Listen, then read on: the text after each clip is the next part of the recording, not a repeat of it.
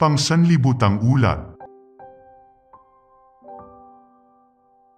Ang galit na ama. July 12. Tanya, Zimbabwe. Galit na galit ang ama nang makita ang baptismal certificate ni Tanya sa kanyang silid. Naganap ito sa Bulswaya sa Zimbabwe. Isang araw, pumasok sa kwarto ni Tanya ang kanyang ama para kumuha ng hand lotion. Napansin niya na may Biblia sa ibabaw ng dresser. Nang damputin niya ito ay nakita niya ang baptismal certificate ni Tanya. Tanya, Tanya, galit na sigaw ng tatay. Pinulot ang baptismal certificate at pinagpupunit niya ito. Si Tanya ay 17 years old na. Takot na takot siya habang nakatayo sa harap ng kanyang tatay. At nagsimulang umagos ang luha sa kanyang pisngi. Hindi na ako muling pupunta sa simbahan, ang iyak niya. Napasugod sa kwarto ang nanay niya. Payagan mo na siyang pumunta sa simbahan. Ang wika ng ina, wala namang masama dun. Gusto pa rin hagupitin ng ama si Tanya. Subalit hindi na niya ginawa. Sa halip, lumabas siya ng bahay at hindi bumalik sa loob ng 2 araw. Nang bumalik ang tatay niya, wala siyang sinabi kahit ano sa nangyari. Hindi maunawaan ni Tanya kung ano ang nangyayari. Inaasahan niyang pangangaralan siyang muli o maaring subukan pa rin siyang paluin. Palihim na pumupunta si Tanya sa simbahan tuwing Sabbath sa loob ng nakalipas na taon. Adventist ang lola ni Tanya na nagpalaki sa kanya. At namatay ito 1 taon na ang nakalipas kaya lumipat si Tanya sa kanyang mga magulang. Ayaw ng tatay sa Adventist Church. Born Adventist naman ang nanay niya kaya lang tumigil sa pagsimba dahil ayaw ng tatay ni Tanya. Nang bumalik si Tanya sa kanilang tahanan, sinabi ng ama na maaari siyang pumunta kahit saang simbahan maliban sa Adventist Church. Hindi naman niya sinabi kung bakit. Mahal ni Tanya ang Adventist Church. Mahal din niya ang pagsamba sa araw ng Sabbath. Hindi niya ma-imagine kung ano ang gagawin niya kung hindi siya sasamba sa araw ng Sabbath.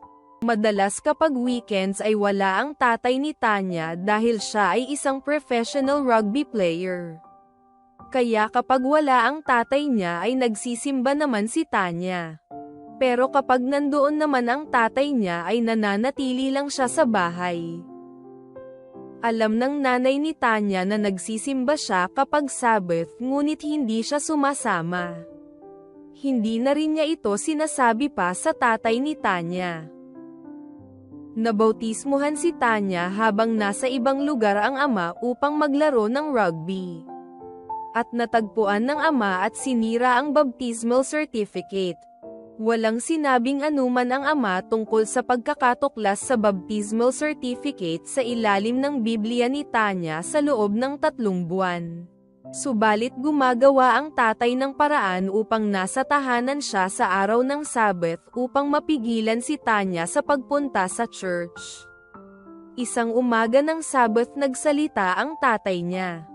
Huwag mo nang asahan na pupunta ka sa church ngayon. At inutusan siya ng mga gawaing bahay upang maging abala siya sa buong umaga. Nanalangin si Tanya sa loob ng 3 buwang iyon. Mahal na Diyos, ang wika niya, gawin mo pong posible para sa akin na makapunta sa church pag-araw ng Sabbath. Isang umaga ng Sabbath, bumangon at nanalangin muli si Tanya. Mahal na Diyos, gawin mo pong posible na makapunta ako sa simbahan.